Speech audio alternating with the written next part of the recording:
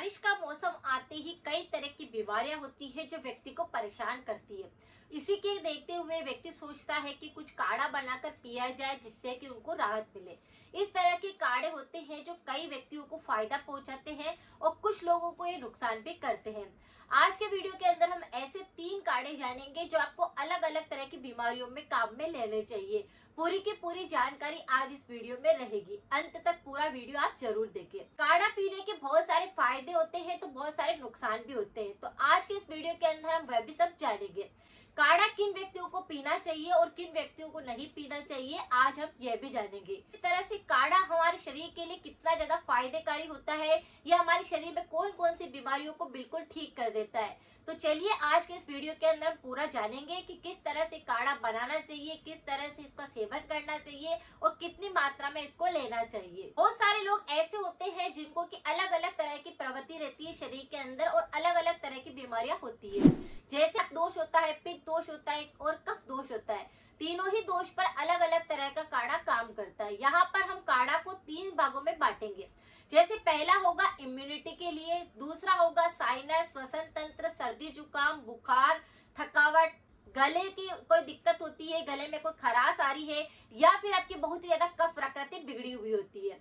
तीसरा हम यहाँ पर बांटेंगे कि अगर शरीर में बहुत ज्यादा थकावट लगती है, शरीर में बहुत तेज दर्द महसूस होता है या फिर आपको हमेशा आलस ही बना रहता है, तो आपको किस तरह का काढ़ा लेना चाहिए। 3 तरह के यहाँ पर हम काढ़ों को जानेंगे और तरह के काढ़े किस तरह से बनाएंगे ये भी हम जानेंगे। जैसे बारिश के मौसम में कई तरह की बीमारियां होती है, जैसे कि मौसम बदलता होता है, बारिश एकदम से आने लगती है तो क्या होता है, सबसे पहले श्वसन तंत्र गड़बड़ करता है, शरीर गर्म होने के चांस बढ़ जाते हैं। इसी के साथ में सर्दी जुकाम हो जाता है, कफ प्रकृति असंतुलित होने लगती है, बार बार नाक बहना या सर्दी जुकाम हो जाना, गले के अंदर बहुत ज्यादा खराश होना, गले में दर्द, टोंसिल इस प्रकार का संक्रमण होने लगता है। किसी व्यक्ति को अस्थमा है, साइनस की दिक्कत है तो ये दिक्कत भी सबसे ज्यादा बारिश में परेशान करने लगती है।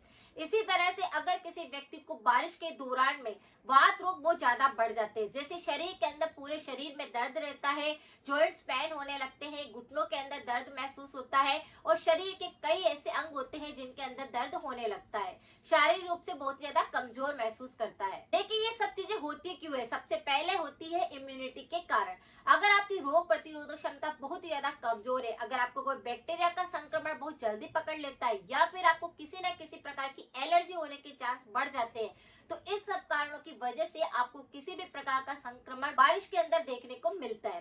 बारिश में ऐसी कई सारी बीमारियां होती है जो अचानक से आती है, लेकिन अगर आप समझ जाए कि आपको बीमारी किस कारण से आई है और अगर आप उस तरह का काढ़ा बनाकर पीते हैं तो ये आपके शरीर को बहुत ज्यादा फायदा पहुंचाता है और आपके शरीर की सारी बीमारियों को चुटकियों में ठीक कर देता है। काढ़ा पीने के बहुत सारे फायदे होते हैं तो नुकसान भी बहुत होते हैं। जैसे काढ़ा किन व्यक्तियों को नहीं पीना चाहिए, चाहे किसी भी प्रकार का काढ़ा आप बनाते हो, लेकिन काढ़ा उन लोगों को नहीं पीना चाहिए जिनके शरीर के अंदर बहुत ज्यादा गर्मी रहती है, पेट में जलन होती है या फिर मस्से की दिक्कत होती है। ऐसे व्यक्तियों को भी काढ़ा नहीं पीना चाहिए। जिनको एसिडिटी होती है, एसिड रिफ्लक्स होता है, सीने में बहुत तेज जलन होती है, पेट में बहुत तेज जलन होती है, ऐसे व्यक्तियों को काढ़ा का सेवन नहीं करना चाहिए। जिन लोगों को बहुत ज्यादा हिचकी चलती है, जिनके पेट में शरीर में बहुत तेज गर्मी होती है, यानी कि ठंड के मौसम में भी हाथ पैरों में पसीना आता है, ऐसे व्यक्तियों को भी काढ़े का सेवन नहीं करना चाहिए। जिन लोगों को गुदा मार्ग के इन्फेक्शन रहते हैं, पित्त दोष असंतुलित रहता है, ऐसे व्यक्तियों को काढ़े का सेवन नहीं करना चाहिए। तो काढ़े का सेवन कौन करे जिससे कि उनको फायदा हो? तो जिन लोगों को कफ की प्रकृति रहती है, जिनके शरीर में वात दोष असंतुलित हो चुका होता है और अगर आपको पित्त दोष बिल्कुल असंतुलित नहीं है तो आप काढ़े का सेवन कर सकते हैं। यहाँ पर हमने 3 तरह के काढ़ों को 3 भागों में बांटा है और ये तीनों ही तरह के काढ़े आप पहले अपनी बीमारी को समझे कि किस तरह की बीमारी है, उसे किस फील्ड के अंदर रखना है और उसके अकॉर्डिंग आपको काढ़े का सेवन करना है। जैसे काढ़ा कितना लेना चाहिए, सबसे पहले हम ये जानते हैं। काढ़ा पीने के लिए हमेशा रात का समय चूज करना चाहिए। ये रात के समय में हमारी पूरी बॉडी के अंदर जाकर विषाक्त पदार्थों को बाहर निकालता है और अंदर से बॉडी को स्ट्रॉन्ग करता है, इम्यूनिटी सिस्टम पूरी तरह से पावरफुल बनता है। रात के समय में बिल्कुल सही हो जाते हैं, आपको नींद भी अच्छी आती है और थकान भी उतर जाती है। इसीलिए काढ़े का सेवन हमेशा रात को करें जिससे कि आपके शरीर में हवा ना लगे, आप पूरी तरह से चादर ओढ़ के कवर करके अपने आप को सो जाए तो वो शरीर में गर्माहट देता है जिससे कि बीमारियां ठीक होती है। अब काढ़ा कितना लेना चाहिए, तो जैसे कि बड़े कोई व्यक्ति है तो आप क्या करें, आधा कप तक काढ़ा पी सकते हैं। और अगर कोई बच्चा है तो उसको सिर्फ 2 छोटे चम्मच आप काढ़े का सेवन करा सकते हैं। साथ में ही आपको कुछ परहेज जरूर रखने चाहिए। जब भी आप काढ़े का सेवन करते हैं तब आपको ठंडी चीजों से दूरी रखनी चाहिए। अचार का प्रयोग बिल्कुल नहीं करना चाहिए, दही का सेवन बिल्कुल नहीं करना चाहिए और अपनी बॉडी को पूरी तरह से कवर करके रखना चाहिए। ये अगर आप परहेज करते हैं तो आपके शरीर के अंदर काढ़ा जाकर आपकी बीमारी को ठीक करता है। अब यहाँ पर हमने 3 तरह के काढ़े जाने हैं। तो पहला हमने रखा है इम्यूनिटी को बढ़ाने के लिए, यानी अगर किसी की भी इम्यूनिटी बहुत ज्यादा कमजोर होती है तो उनको जल्दी से एलर्जी हो जाती है, बदलता मौसम होते ही उनको बुखार आने लगता है, सर्दी जुकाम हो जाता है और भी कई संक्रमण हो जाते हैं। इसका मतलब यह है कि उनकी रोग प्रतिरोधक क्षमता कमजोर है। अगर आप रोग प्रतिरोधक क्षमता बढ़ाना चाहते हैं तो आप इस काढ़े का सेवन कर सकते हैं। 1 गिलास पानी लेना है और 2 पीस खजूर आती है उसका प्रयोग आपको करना है। साथ में यहाँ पर आपको थोड़ा सा हल्दी पाउडर का प्रयोग करना है। अब यहाँ पर इम्यूनिटी को बढ़ाना है, इसीलिए हम क्या करेंगे, 1 कप पानी को गर्म करने के लिए रखेंगे। उसके अंदर 2 पीन खजूर के गुठली निकाल करके उसमें से अच्छे से छोटे छोटे टुकड़े करके उसे साफ करके पीन खजूर को हम पानी में डाल देंगे। साथ में चुटकी भर हम हल्दी पाउडर डालेंगे। ये 1 खुराक ही बना रहे हैं तो 1 व्यक्ति के लिए ही है, तो इतना ही आपको सामान लेना है। अब आप क्या करें, इसे अच्छे से बॉईल होने दीजिए। जब ये 1 कप रह जाता है या आधा कप रह जाता है तब आप इसका सेवन धीरे धीरे करके पीजिए।